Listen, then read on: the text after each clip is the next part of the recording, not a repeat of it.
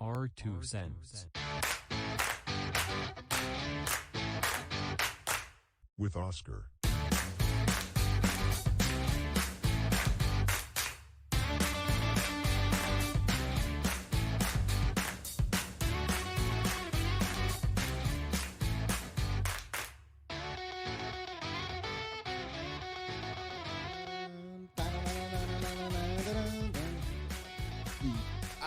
I gotta say, I'm getting better and better at this every single time. Welcome back to our 2 cents. Welcome back. This is your host, Oscar. I don't even know how to say that in Spanish. I always try to say it all whitewash. Oscar. It's Oscar, I guess. That's the right way to say it. Oscar. Anyways, today, see, this is one of the subjects that I have a lot of passion for, but I do not practice. But I recommend a lot of people to try such a thing as to meditate. I think meditation is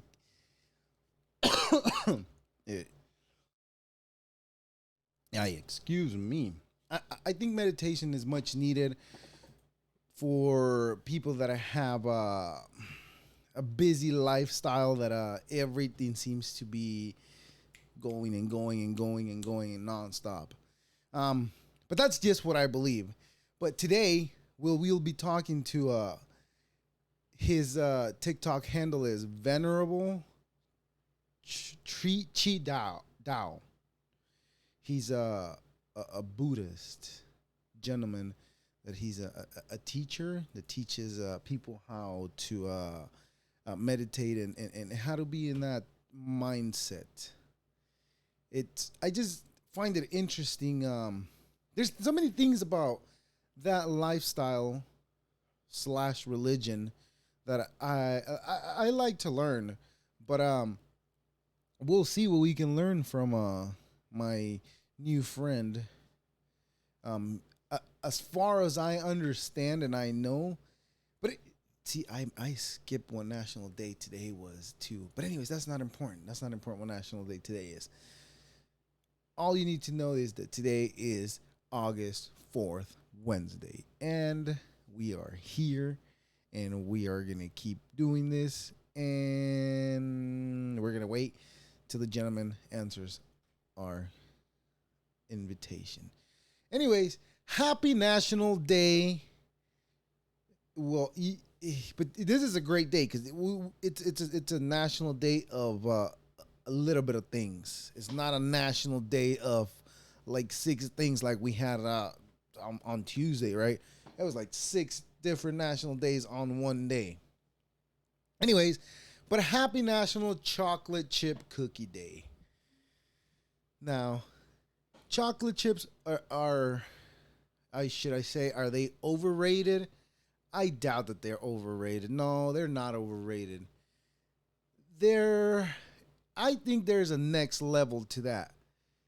And I don't know if you've ever tried chocolate chunks. Now, those things are on a different level.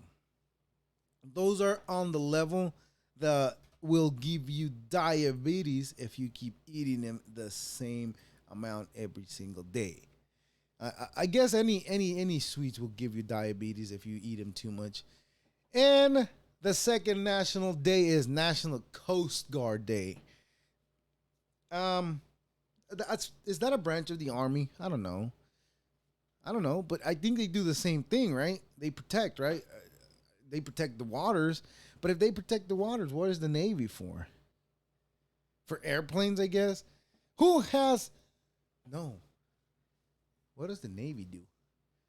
I don't know. I'm not even savvy in any of that realm.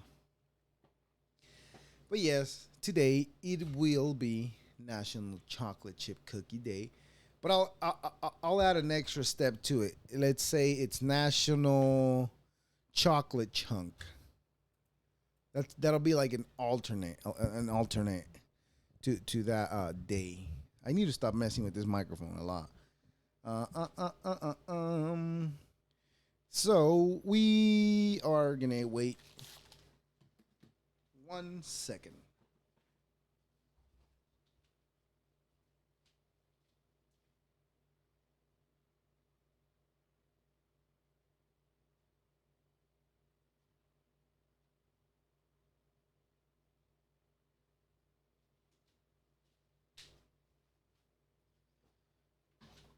We are on 175th episode.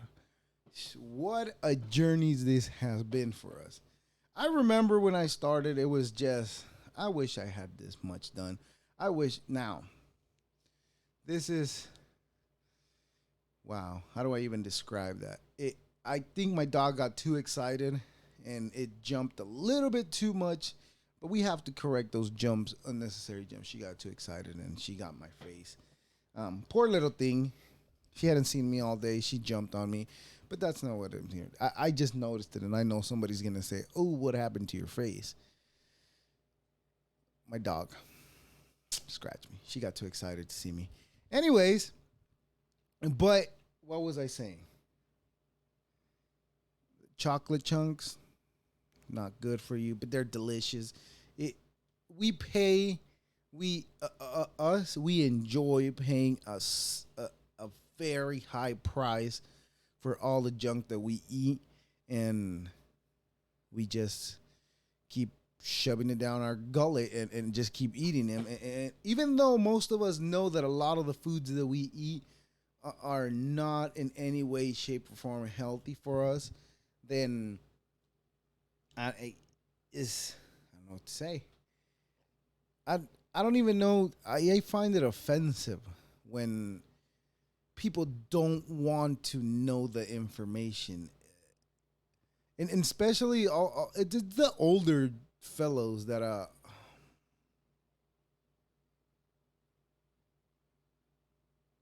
that was interesting. Anyways, it's the older fellows that what was I saying? I lost my train of thought. Anyways, so he's in our admin room waiting for me to admit him, and we'll allow him to join us. That'll be Venerable Tri Dao. Let's have him join us. Hello, how are you? Hello, how you doing? I can hear you perfectly well. How you doing? I'm doing good. How about yourself? Good. Yeah, nice to meet you, by the way. My name is Oscar, as I told you earlier and in our conversations. I'm going to let you go ahead and introduce yourself and tell us who you are and what you do. I think I lost you. Okay. Oh, we just froze there. You froze up there for a second. All right. Oh, you're back. Okay. I was saying, I'm going to let you go ahead and introduce yourself and tell us what you do and who you are. Okay. So my name is Venerable Tri Dao, Tridao. I am a Theravada Buddhist monk. I've been a monk for going on my 6th year. I reside here in Florida. At the current time, I am considered a TikTok 911 monk. Right? Okay, awesome. That's where I found you. or also known as a urgent care monk. Okay, okay. I recently appeared on TikTok probably about a good 6-7 months ago, and that's where everything went viral. And clearly, there's a lot of young people out there in search for spiritualism, in search for the path to peace, because right now everything is chaotic. Clearly. With the existence of the coronavirus, COVID-19. And before becoming a monk, I was a interpreter, serving all areas of law and serving all areas of medicine. Mm-hmm. So I think all of that played a role later on when I became a monk in regards to my experience and how I get to witness all of the pain and suffering in people's lives throughout the way. Right. Yeah. And go ahead. I'm sorry.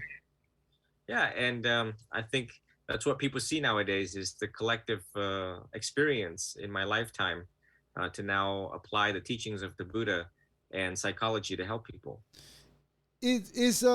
this is what I don't understand. Is Buddhism a religion or a lifestyle? How would you describe that? So it can be seen as both, in depending on where you are.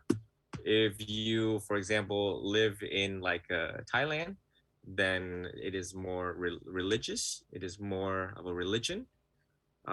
Many venerable, one of some of the most notable um, senior monks, such as Venerable Ajahn Jayasaro, has called it a religion of education, a religion of system of education.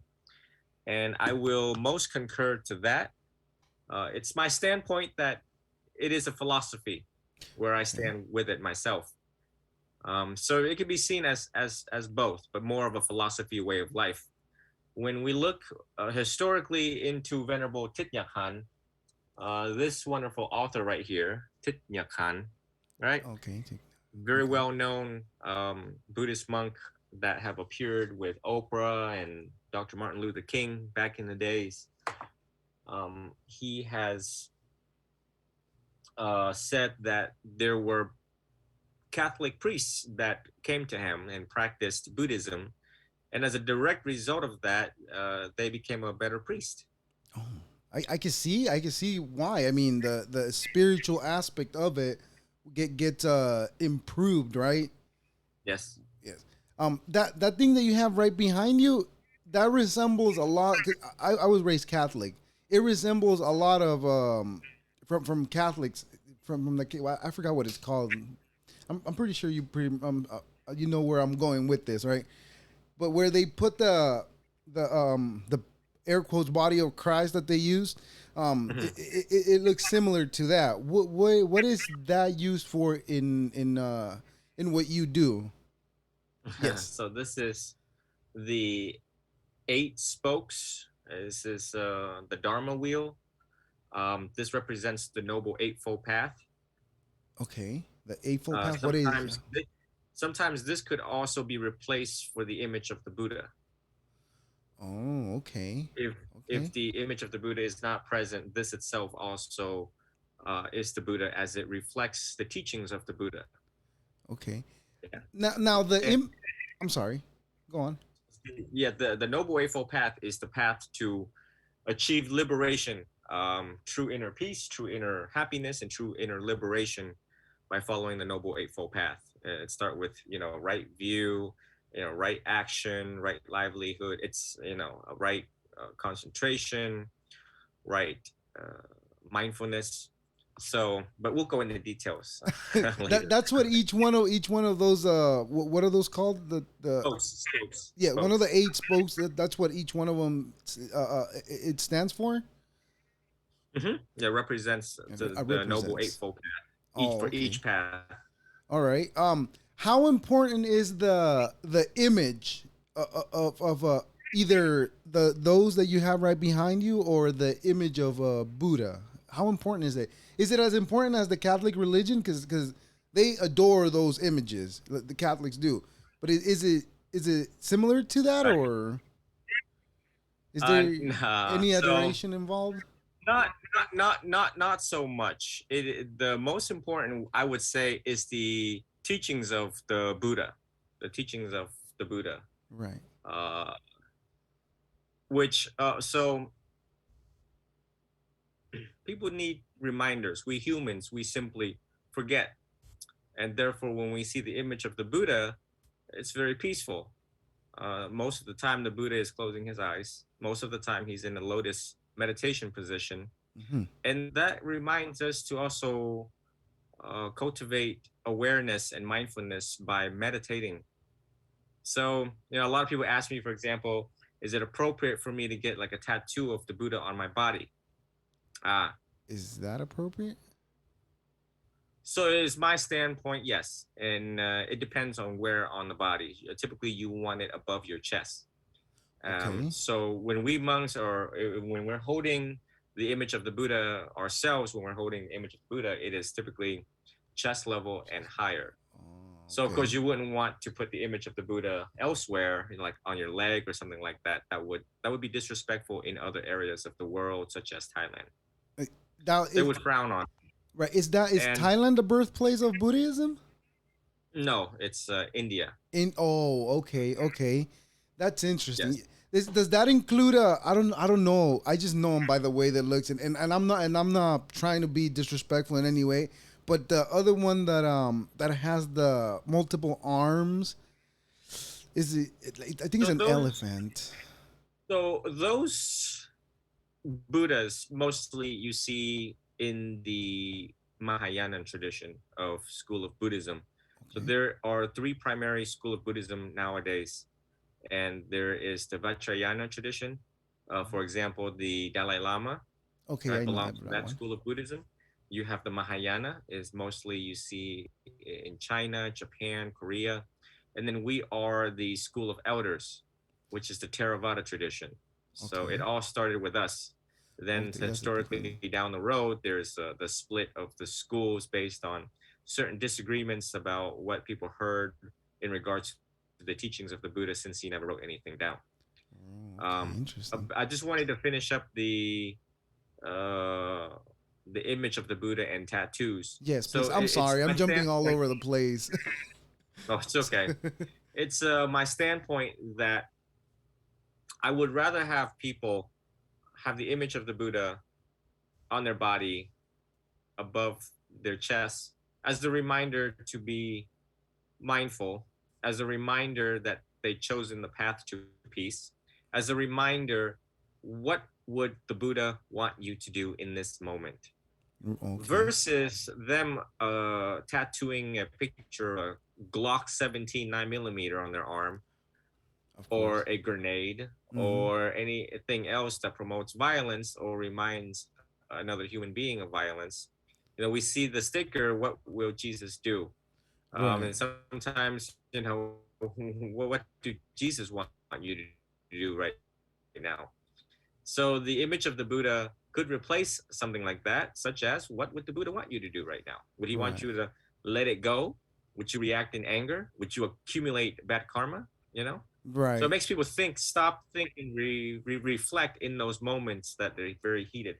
Yeah, I'm glad you came back to the image thing, the tattoo and putting it on your body. I have a family member that they are very evangelical, and she was telling me that the Buddhism is it's one of the devils, air quote devils, religions, and she was telling me that every time she sees the image of the Buddha, she gets goosebumps by looking at it. But I'm like, but Buddhism has nothing to do with any of that. That's supposed to be one one of the, because I knew it as a religion. So this is what I told her. I knew that it was a religion of peace and love. How is it that that happens to you? Maybe it's you doing it to yourself, saying that this is bad because that's what you're being taught. What's your thought when you hear something that somebody treats that way, even though you already know that it's not in any way, shape, or form meant to harm anybody? Yeah. So,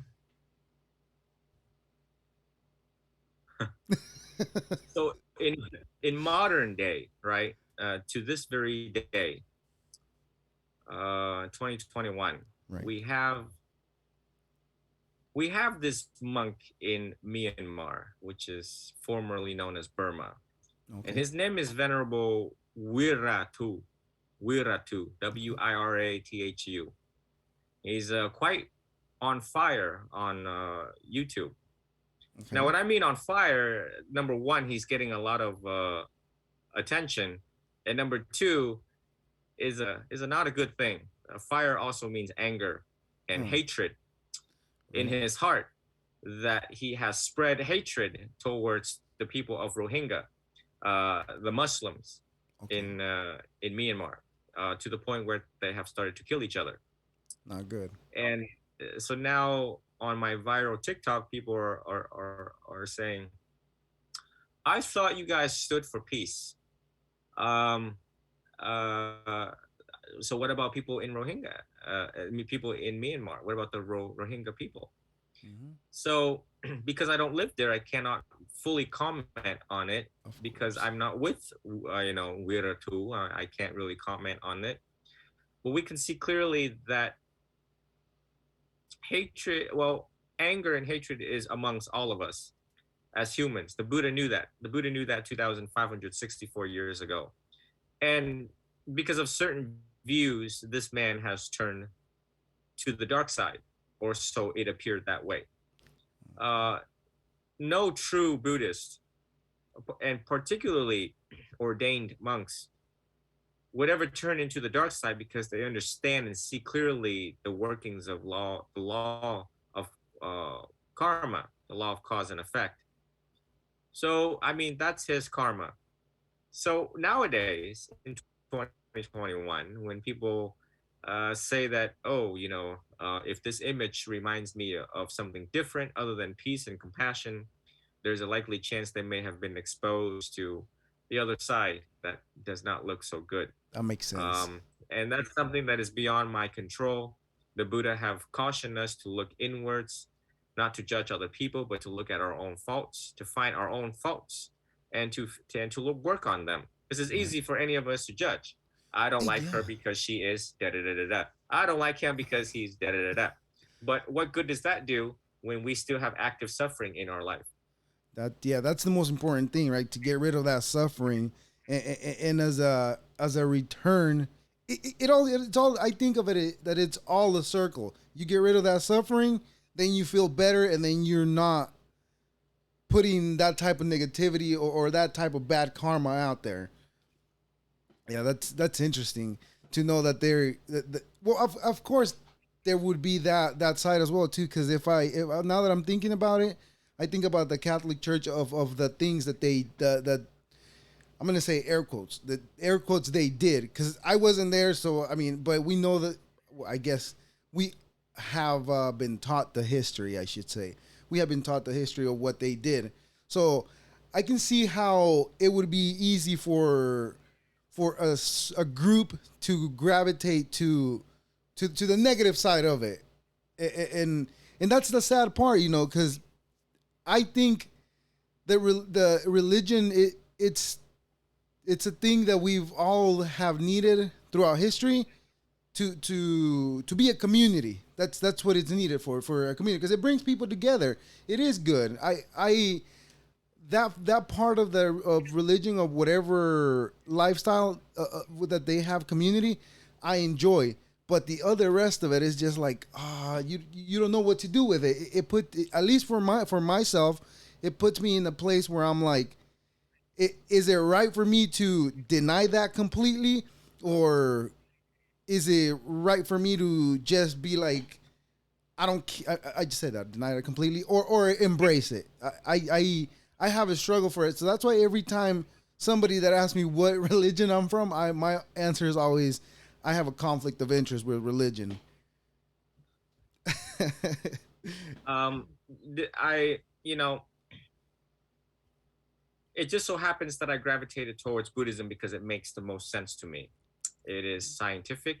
It is something that I myself could measure and see results in regards to my own peace. Mm-hmm. So I invite people with a sense of curiosity and openness and flexibility in their mind to try it out.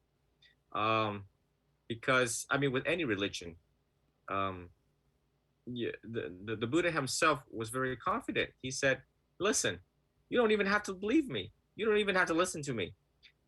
This is what I teach, and I invite all of you to test my teaching to see if you yourself achieve peace, and you yourself see if you see results in it.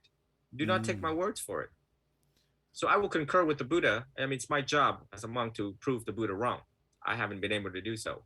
And right, I mean, it's been everything, your karma's been proving everything, you right, left and right, right? right? Everything from the teachings of karma to relationships, to the management of money, to leadership, to the political world that we see out here, the educational system, the teachings on our mind, the teachings of our thoughts, of our feelings. Um, all the way down to the middle way. I haven't been able to find anything that is questionable or that makes me skepticism of it. And Right. I went to college for 4 years, and I'm trained to look at research. I'm trained to know what's good, what's not good, what's true, what's not true, and how to test it out on a scientific method. But it's so that's what I would say to people, to invite all of our young people, is to have a sense of curiosity and Right. ask themselves, hey, if I try this meditation, let's see how well it works out for me. Right. Yeah. Yeah. Definitely. It's like, I tried meditating for maybe like 3 months ago, or maybe a little more than that. I'm not too certain on the days, but I tried it, and I believe that it's one of the hardest things to do. You can't, at least for me, if I sit there on the couch trying to concentrate on my meditation, my brain starts firing even more than it normally would, and that's the hardest part, to shut that part off, because I want to sit there and just be with a blank mind, but I can't, because either if I start thinking, oh, my butt's hurting on this chair, oh, I had to go do this, oh, I had to drink water earlier, oh, all these thoughts come to my head, whether it's a good thought or a bad thought, or a thought that it doesn't matter or has nothing to do with the day. It always comes to my head, and I find it to be hard, really, really hard. I like to say that I managed to keep it quiet for a minute, but I don't even think it was a minute. I think it was probably 10 seconds, and I'm just telling myself it was a minute. So the harder we see it, the harder we feel it. Of course. Those are red flags that tell you you've got too much going on in your life. These are red flags in meditation that tells us we got too much going on. Um, we don't do well sitting still. We don't sit still with the silence. We don't sit still with our thoughts and emotions. So Mhm. therefore, if we want peace, we should really start figuring out how to slow our thought processes down. Um, if not, you see that, I mean, our whole life, no one told us to, hey, slow down a little bit, because we're on this wheel. Right Yeah, after high school, then things start to pick up, and you fall in love, you have kids, you got friends that invite you to go partying. of course. So it's a never ending wheel that just keep going and going and going and going and going. And if we were to stop, then, well, especially at a young age, if we were to stop, then we would feel like we're missing out. And so Yeah, therefore, that's why it's so difficult for young people to stop. right. You know what I find hard to do is I find it really hard to think that I don't have time. That's my biggest thing that gets to me. It's like my head keeps going and starts going and starts going, and then I'm over here thinking to myself, I don't have time. I got to do this today. I got to do that now, and the days go on, and I feel like my clock is running out, and I can't shake that. That's another one of the parts that I can't shake me my feelings of my time running out. Yeah. So, yeah, in regards, the management of time is a very tricky thing, and we lose track of time, and we sometimes don't know to prioritize. Well, our mind is always competing for, number one, what is most important, and number two, what is requiring our attention right now. You have to step outside of your mind to see what is so important right now in your life. Now, when I'm teaching meditation to people and I'm guiding them one on one, typically when someone suffers greatly and they are tired of being sick and tired of being sick and tired, and they said, "That's it. I'm going to do something about this now."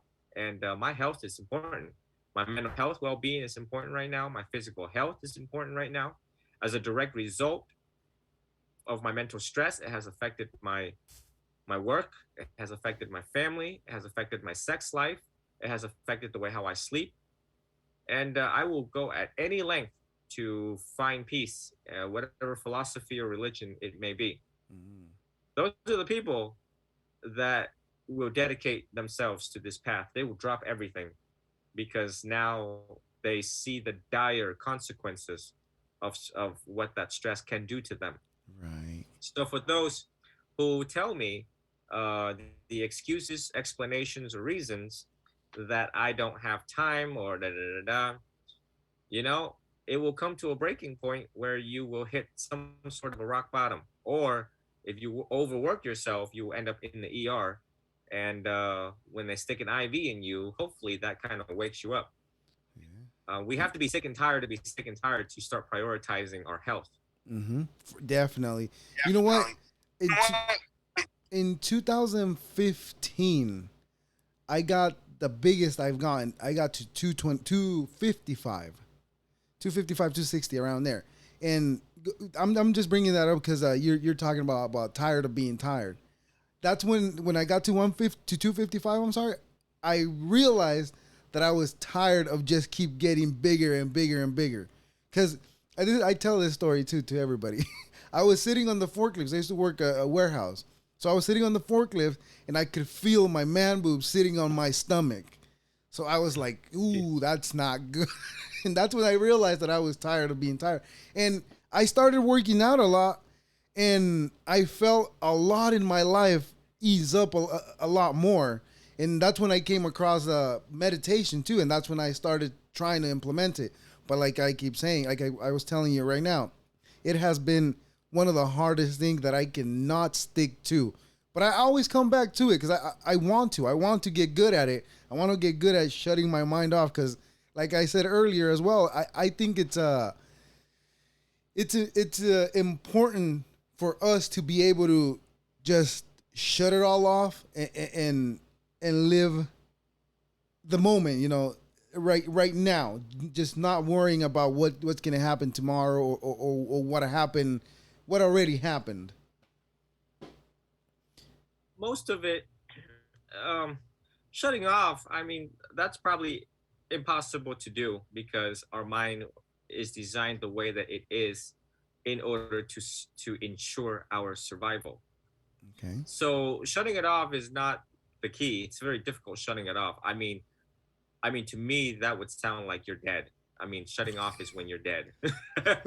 It is the mind's job is to produce thoughts, and if you're trying to stop those thoughts from arising, I haven't met anyone that says, yeah, I was able to shut it off like it's a switch, without being pronounced clinically dead. Right. So then there's nothing going on, right? Yeah, I think the key and the art here is to observe them without judgment, observe them without jumping the gun. And when certain anxious thought arises, like I need to pay my bill, I have 2 more days to pay my bill. And if that thought was to arise, it is a thought of anxiety that we need to get this done. And so a lot of people freak out right away because they cling on to it. If we approach it with intelligence and patience and wisdom, we can approach these thoughts, the river of thoughts, the content of these thoughts, and we can approach it, in a way that is peaceful, and we don't have to freak out over them. Mhm. That's just one example. Right. And so the key in meditation is to slow down our thoughts so that we can see each one clearly, so that we can see which one deserves attention, which one has a sense of urgency, and how we approach it with wisdom and intelligence to tackle them effectively. Because I Mm. mean, how many of us have freaked out over like just the smallest thing? You All know, the time, you know. all the time, every day I forgot about the smallest thing. It's that's why I'm telling you that's why I want to implement this in my life, because I know it'll be beneficial for me and for my whole family as well. Yeah. Yeah. Wait, I wanted to ask, do you believe that Buddha was actually a person? What you say, 200, 2,500 years ago or so? You said earlier. Do you think that was an actual real person that actually walked this earth, or is this something like Like it came to be. Mm. That question is important and it's also not important. Of So number course. one, so Siddhartha Gautama was in fact historically proven, did in fact exist. Hmm. And actually, where's the book? The book that gives credibility and evidence is in What Buddhists Believe by Dr. Sri Thammananda. Okay. Okay. And if you want, I can actually turn to it that talks about some of the proof that, like all of the places where he's been and all of the stupas that they have created in his honor, so on and so on. And apparently, if someone did in fact exist, and if page 38 right here, let's go through it since you asked that question, All right. and I'll tell you why it is important and it's not important. Here we go. The testimony number one. So there is seven. I think there's seven. There's nine reasons as to how we know the historical evidence of the Buddha. The testimony of those who knew him personally. These testimonies were recorded in rock inscriptions, pillars, and pagodas made in his honor. These testimonies and monuments to his memory were created by kings and others who were near enough to his time to be able to verify the story of his life. Number two, the discovery of places and the remains of buildings that were mentioned in the narratives of his time. Number three, the holy order which he founded, which is us, the Sangha, had unbroken existence to this present day. The Sangha possessed the facts of his life and teachings which have been transmitted from generation to generation in various parts of the world. Um, and it goes on to nine other Mm-hmm. uh, historical facts. All right, so that's so. I mean, so if anyone who was to get this book, I invite them to do their own So, investigation. is it what Number Buddhists two, believe, right? What Buddhists Believe by Thammananda. I'm gonna hold it up to the screen again so you can see here. You can get this on Amazon for like I think Okay. like $10. All right. All right. I see it. Yeah. Cool. Thank you. I've mentioned this book over and over and over on all of my media platforms. So if anyone misses it, they can also go back to it. Right. All right. So that's the important part of it is that yeah, he did exist, and anyone who wants to debate that can have at it. So, and the second thing is why is this not important? This question whether he did in fact exist or not exist is because when you look at his teachings, if you were to adopt his teaching for your practice, you instantly see how you can achieve peace and how your life gets better. You're more psychologically organized. You know how to manage your emotions, your thoughts. You know how to love. You know how to treat your wife. He taught all of those things. So Mm-hmm. even if he did not exist, well, his teaching really sure sounds good and real. Right. It makes you a nice person. Realist, yeah. Yes. To be a realist, um, just to examine his teachings alone, and you one would ask, can I apply this to my life right now?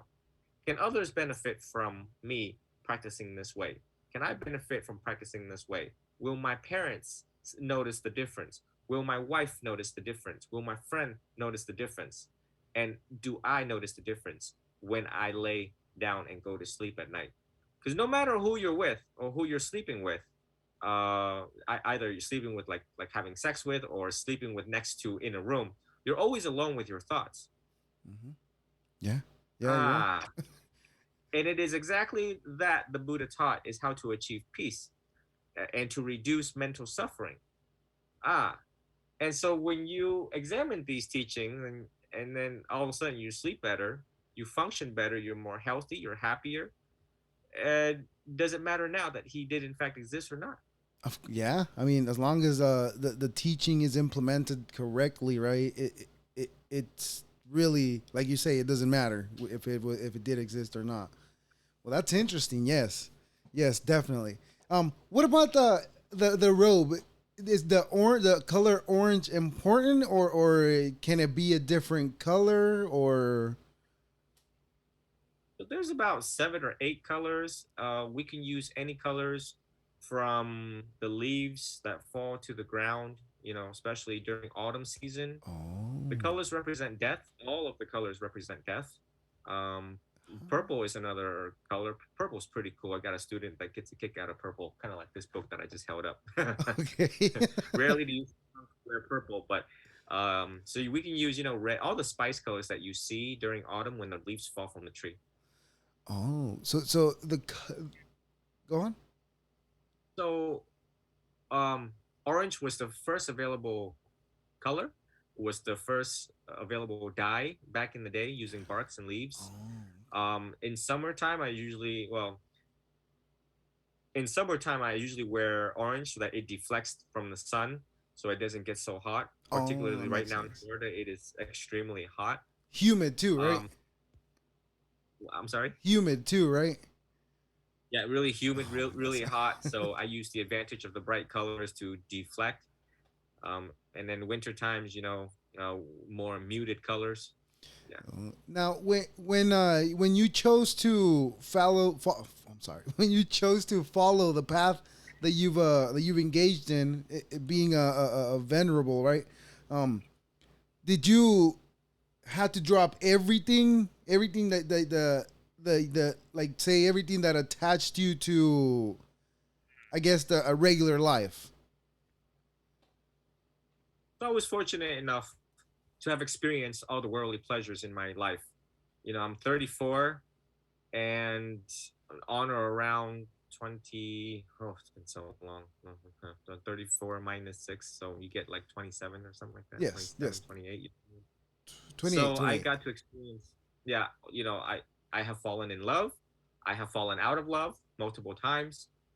um, you know, had sex, had a lot of friends, went out, had a lot of jewelry, all the worldly pleasures that all of us got to obtain and possess.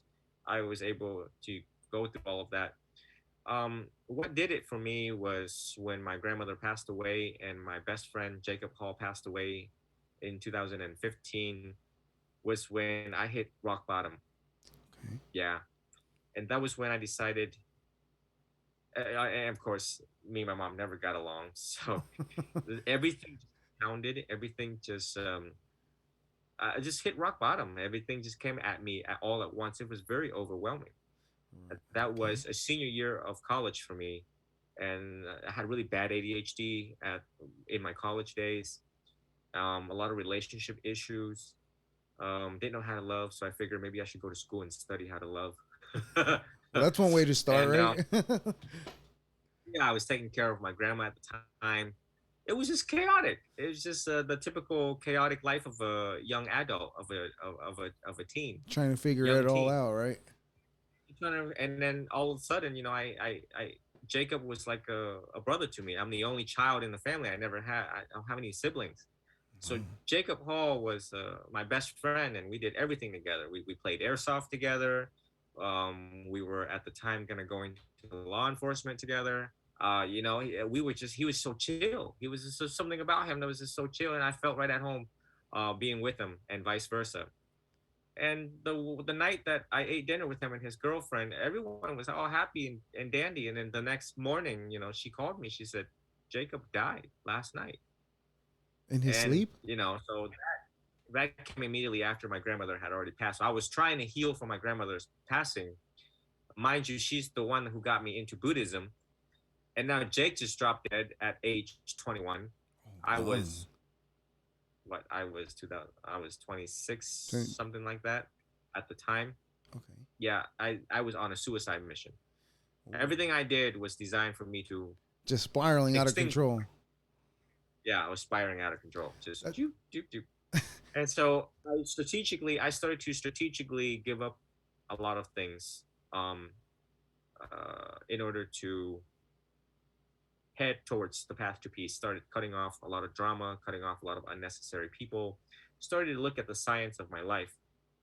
So now when I am counseling people one on one, I tell them to put the word me in the middle of the page and start drawing lines out on that piece of paper, and work, school, home, girlfriend, boyfriend, relationships, drama, ambitions and goals. Just start looking at the details of your life, and then just ask yourself, what's going on here? What can I cut back in order to achieve peace? And what is worth continuing, and what is worth cutting back? You know, and so yeah, I never regretted the choice that I made in becoming a monk. It was one of the best thing I ever did, and everything else in my life.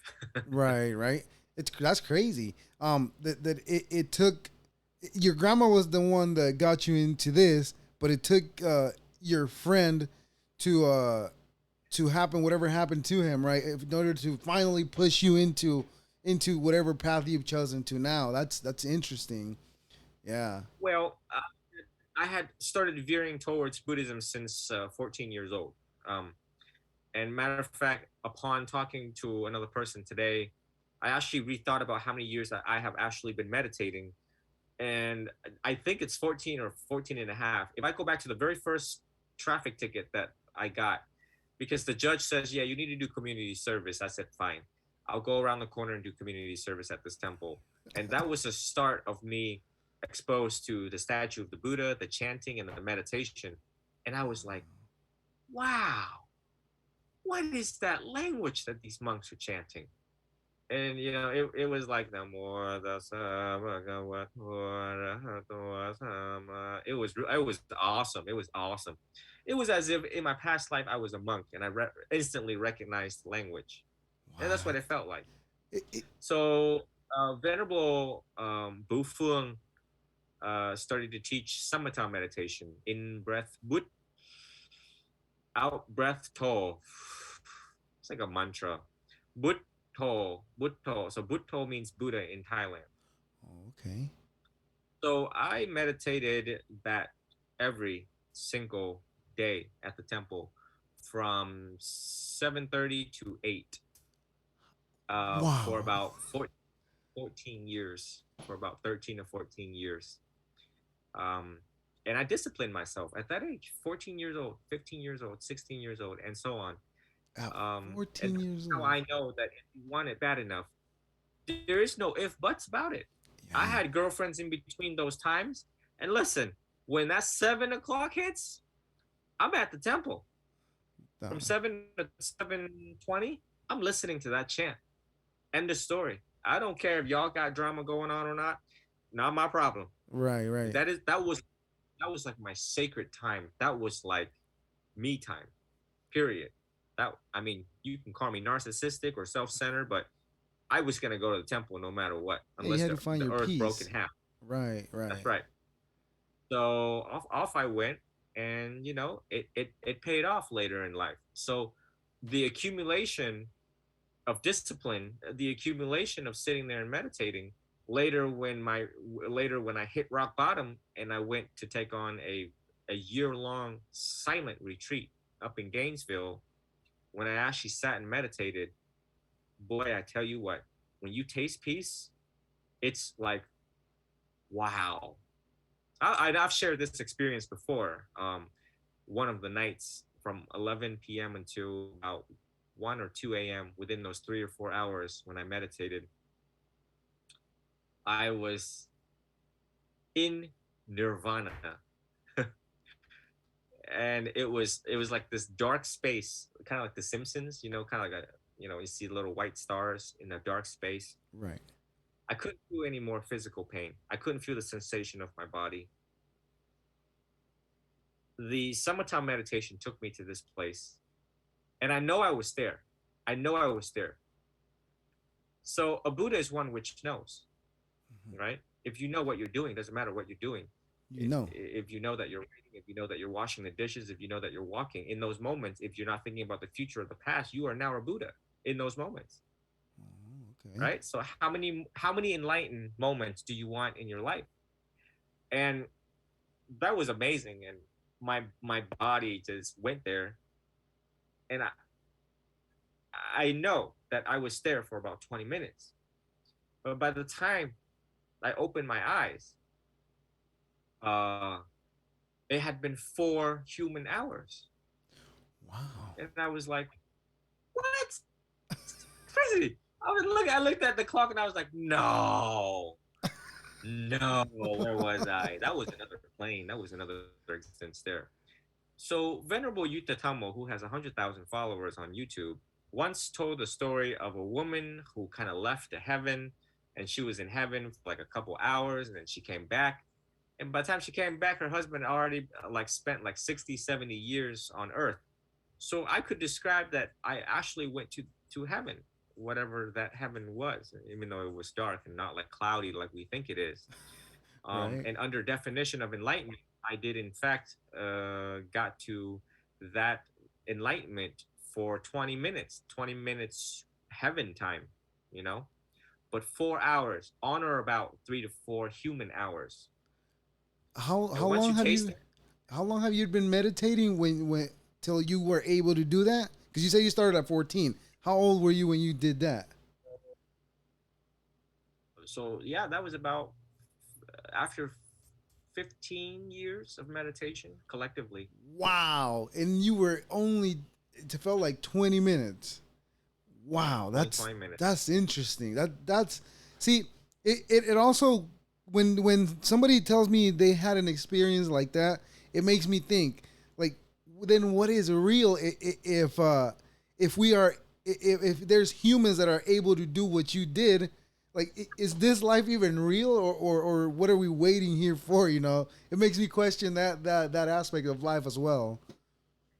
Well, nowadays when I meditate, uh, a lot of things don't also come up anymore.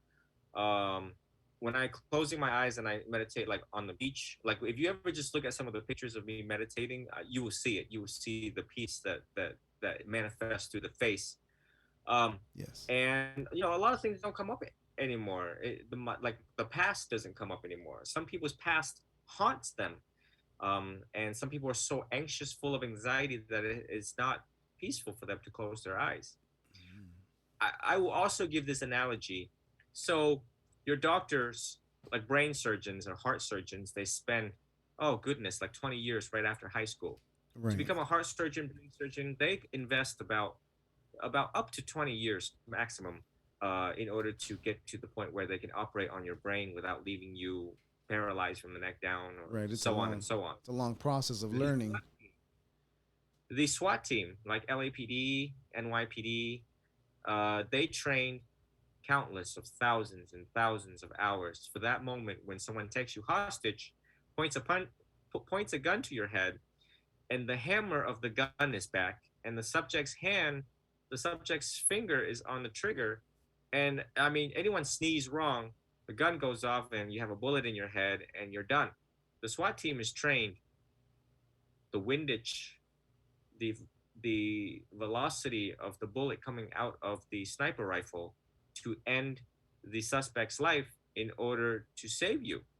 Mhm. So when you take my 15 years now going on like 19 years, right? It's got to be 19. If I did it at 14 and now I'm 34, I mean, pending the validation of the ticket, pending the validation of the ticket, one could say I'm approaching near close to 2 decades. And that story is to inspire people to start meditating now. And you don't need 20 years to get to that point. Some people can achieve that bliss maybe a couple months, maybe a couple years. It depends on who the person is and where they have been in their life. I apologize. No You know, worries, no worries. TikTok, that's 911. Um, it depends on what has gone through your life history, you know, the history of addiction, the history of trauma, and the history of abuse. One could take a little bit longer or a little bit less. You have to try it to know, you know. Right. Yeah. Yeah, like I said, that's why it's one of the things that I like to learn because as you said, it was beneficial for you, and I'm pretty sure it definitely could be beneficial in anybody's life who implements it the right way. And you know, it's oh, the other thing I wanted to ask you is what about like does Buddhism experiment or use any type of psychedelics when you guys meditate, or it's just all meditation, strictly meditation? So that question came hours and hours ago. That question came at 2 p.m. today. Another person was interviewing me to do a podcast, Oh, okay. and they also, and I have hundreds of those questions on my TikTok about where do Buddhism stand with LSD and psychedelics and shrooms, or I don't know what's going on. I've never tried it, so I wouldn't know. But one of the precept in Buddhism, one of the five precept in Buddhism, is to refrain from intoxicating substance, and that means any sorts of substance, alcohol, drugs, you name it, shrooms, oxycodone, hydrocodone, weed. You name them, So all of them. the point here, the key here, is that your mind is already delusional without it. Your mind's already tripping. Your mind's already tripping without it, Yes. and now you're just compounding your mind tripping even more. Just now, ooh, but yeah, you're already sad, and now you're just putting stuff. You're just now just helping your mind. You're just compounding your mind to now have more illusions, more delusions, more hallucinations. Um, Clearly, the Buddha did not use LSD. Clearly, back in the Buddhist time, there was no antidepressant medication. They cured most of their problems by and through meditation Oh, that's alone. good. Alone. They Oh, had grave respect for the Buddha, and the Buddha said, sit, breathe, don't ask any questions. right. And guess what? Everybody sat, breathed, had unshakable faith and confidence in the Buddha, and did not ask any questions. Just follow it, right? Just follow it. Yeah. No, but I wasn't asking about LSD in particular. I was just thinking more of psilocybin and DMT. That's what I was thinking more of. But it falls along the same guidelines, right?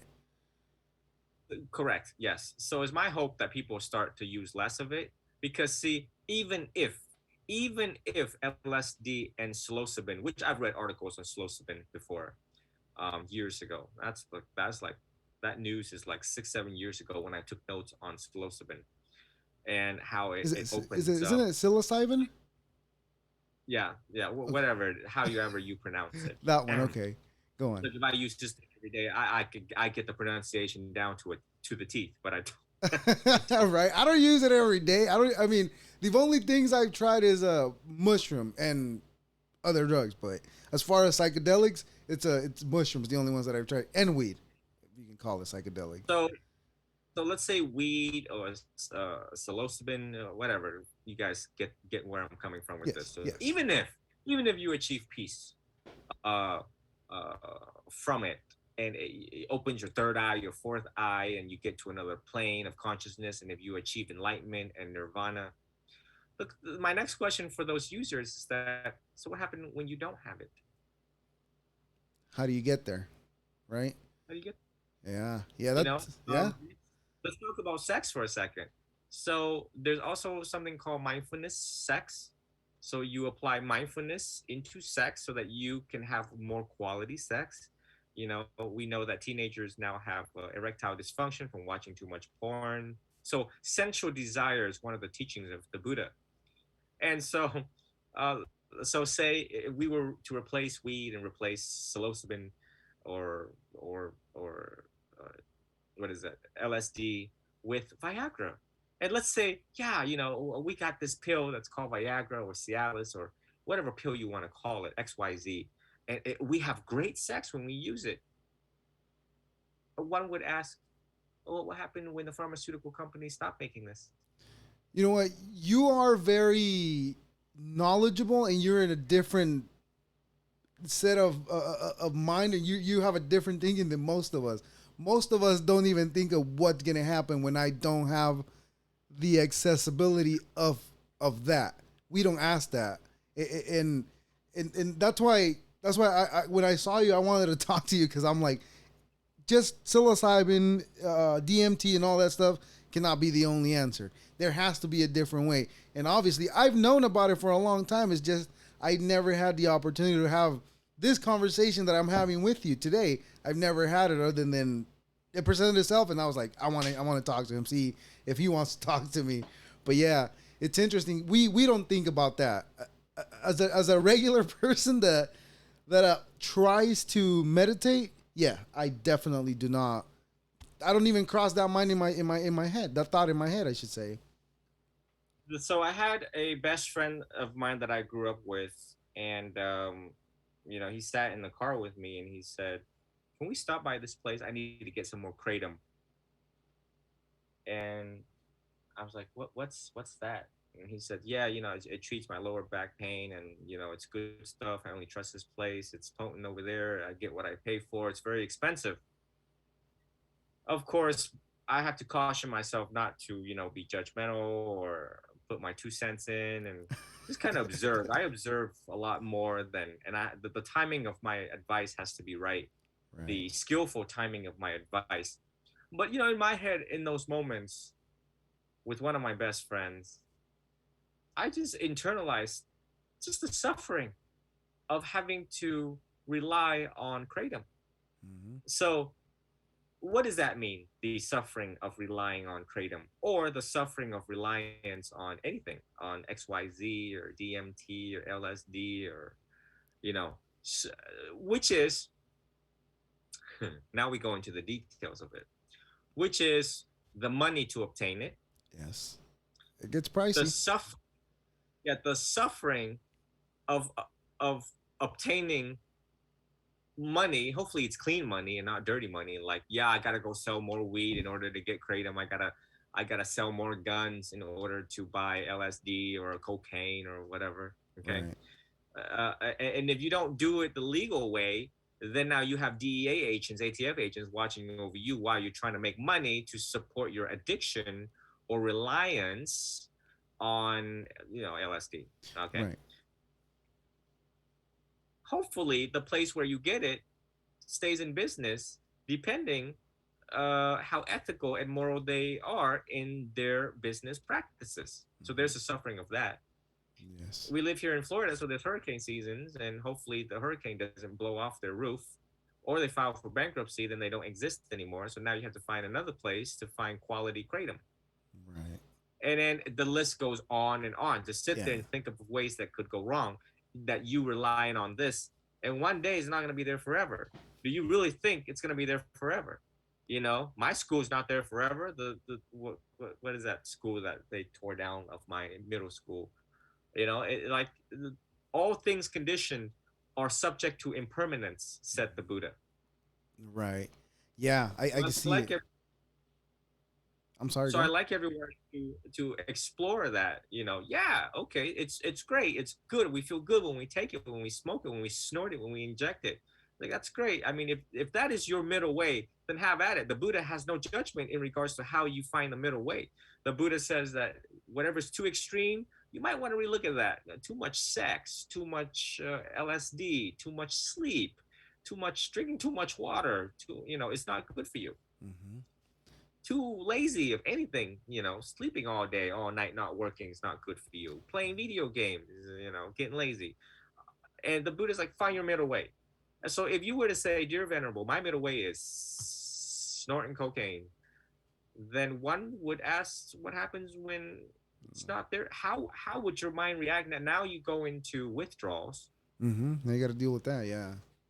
You got to deal with withdrawals. You got to deal with the anger, just all the emotions that comes with can't get what you want. Right. So in the first noble truth is, what is suffering? Suffering is wanting something and you can't get it, and getting something that you don't want, like a flat tire or STDs. Yes. So, You definitely don't want so that. the world to, like, hey, wake up and reflect on these things. That's what the Buddha wants you to do. He's trying to wake you up. Woke. Right. You know, Yeah. get woke. I don't know how you're gonna use That that in that term English. that term gets used way too much. It doesn't get used in the right in the right sentence, right? That word woke. Yeah. Yeah. Yeah. I had another question that slipped my mind because I was saying that. But yeah, it's a lifestyle that most of us don't like because we think it's hard. Because when I saw you, I was baffled because I my thinking about a person that's like you, the 6 years, what, I'm sorry, not 6 years, which is 15 years, 15 years into, no, more than 15 into Buddhism, right? So the 15 years of meditation, that is particularly calming meditation. And then the past 4 years has been samatha, I'm sorry, vipassana meditation, which is insight meditation. It's a very advanced level of meditation.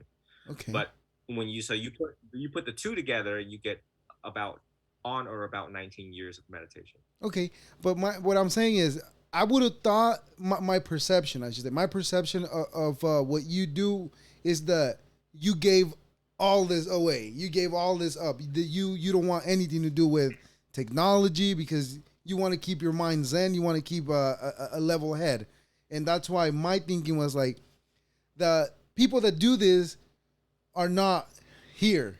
They are out there. They are out there calming themselves rather than what most of us do on social media is just look at what's going on in the world and either get scared or get mad at what's going on. I would have thought that I mean I was thinking, I should say, that there was nobody like you online, but I was wrong. And it's great because with these conversations that you're having with other podcasters as well, you're getting the message out there, and it's getting more out there. Even though there's a lot of people that are seeking for that path, and there's no way that they have anybody that they know that can tell them, hey, Buddhism might be able to help you. But when you're online and they see you online, and you give them that message, it might get to them, and it might motivate them to actually start doing it.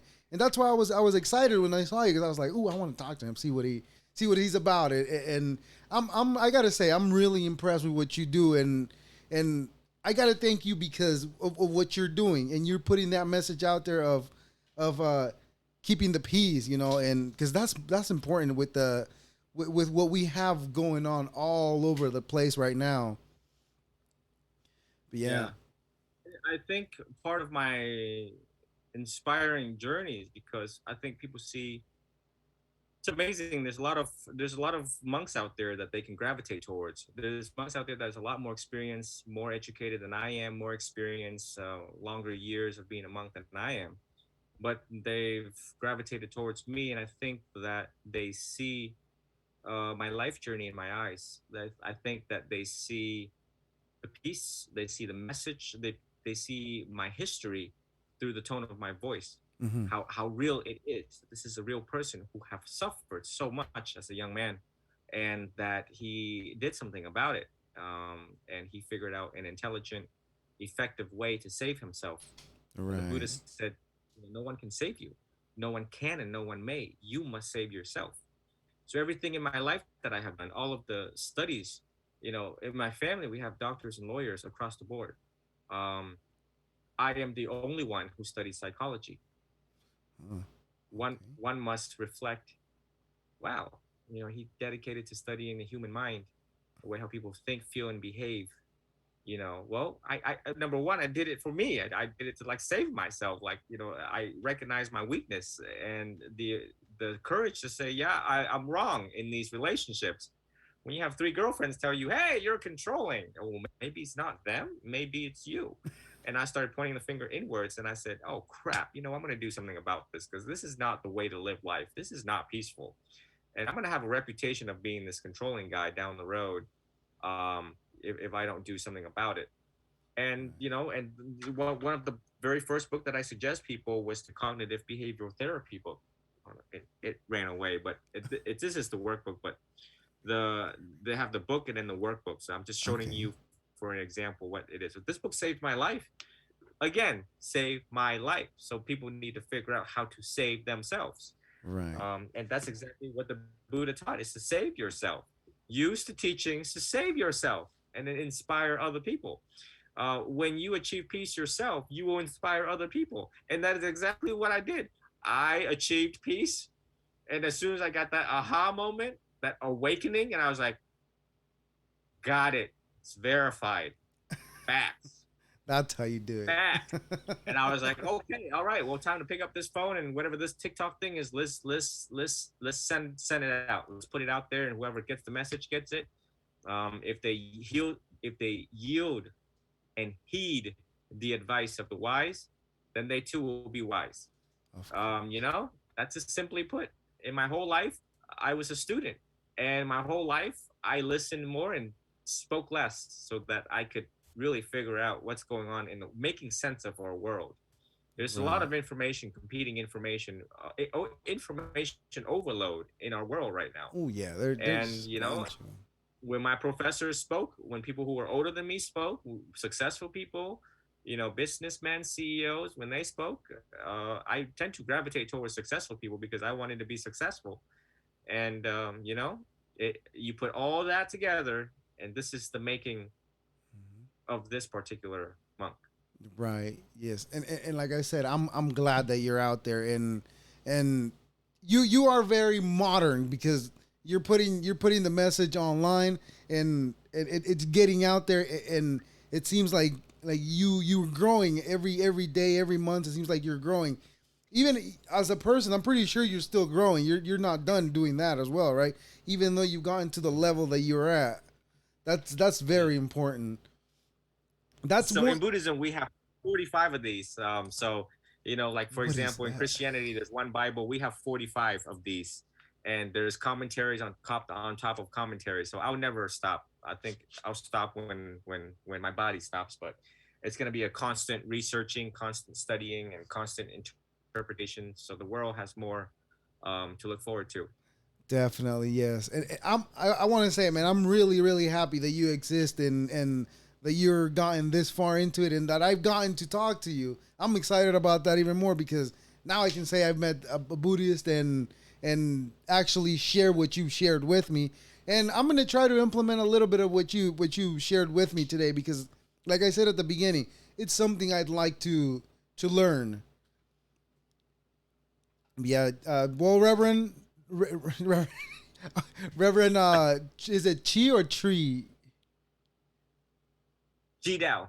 Yeah, okay, So I mean, if you were to Venerable pronounce it the Vietnamese way, right? It's Ji Dao, Ji Dao. T Dao. But in American way, you know, it's kind of like CHI, so the Ji Dao. Oh, okay, I wasn't sure if I said it right when I started the recording, but I think I got it right. T Dao. Yeah. I'm sorry if I'm saying it wrong. I apologize. But yes, Hey, no, no, no. It's just that just so happens to be, you know, my name. I don't attach any importance to my name. of course. Being a monk, we also let ourselves go. We no longer identify our body or title or status. I'm just a visitor here on this earth, Uh, and it's just when I discovered the path to peace and achieved it, I just want to give that back. And when I depart from this earth, so that's just you know, hopefully I get to take another rebirth or something like that. You know, right. like when people don't know who I am and they make fun of me out in the streets, and I don't take that personally. Anything that people call me or they say or anything like that, I just pretend like I'm just another passerby. That way, we don't ever get easily angered or frustrated when people can't pronounce our names or address us properly. You know, there's just you know, it is what It- it is. right, right. Of course, of course. I mean, like I said, I'm happy that you're at that level of which you're at, and hopefully one day I get to be there because I plan on keep getting better and better every day. That's my goal, and hopefully I reach it. I won't stop till I get there. I guess I should say. And even if I don't get there, I mean, I'll stop till, like you said, till your body, till my body stops too. And I want to thank you. Constant, Go ahead. I'm sorry. it is it's a constant self improvement for all of us. We're all, you know, we're always trying to better ourselves. Like the quote I learned in elementary school: "Good, better, best. Never let it rest until your good is better and better is best." You remember all that since you have a better memory than I do. That's another one of my problems. My memory is way too short, and you know what? Maybe I'm realizing right now what the problem is, and I don't want to say it because I don't want you to judge me. No, I'm just kidding. My problem is the weed. That's the problem. But like I said, I'll get to where I'm going eventually. But I won't stop getting better. But allow me to thank you very much for your time. I know that you're a busy gentleman, and thank you so much for giving me this conversation. I really appreciate it, and my gratitude is it's I don't know how to measure it. Thank you very much. So You're most welcome. Anytime you need to reach me, you can reach out to my platforms, Instagram, and Facebook. I do one-on-one sessions with people, for you and for all. It's some trying times, and we're still battling with this new Delta variant. So yeah, the stress is gonna keep on coming. Stress not gonna stop, just like the bill is not gonna stop coming. yes, for So sure, they don't stop. Yeah. make myself available to the public, and I teach for free, so anyone can reach out at any point in time. It's a pleasure um, talking to you. It's a lot of joy talking tonight. I got a kick out of this. I didn't know what were you gonna ask, and I was like, uh-oh, here it comes, There here you it comes. No, I just my goal is, like I said, is I'd like to know what you're doing, because what you're doing is really interesting to me. And there's so many paths that people choose, and everybody's path is different. And I like listening to those paths that people embark on. But yes, Right. and I hope that you weren't getting. I hope that you weren't expecting me to be any sort of disrespectful, because that's not what I've been trying to do at all. I was just asking questions. And Thank you so much for having me. Yes. go ahead and plug your TikToks or whatever. Do you plan on building a YouTube in the near future for you, or you just I gonna do have a keep going YouTube. what you're doing?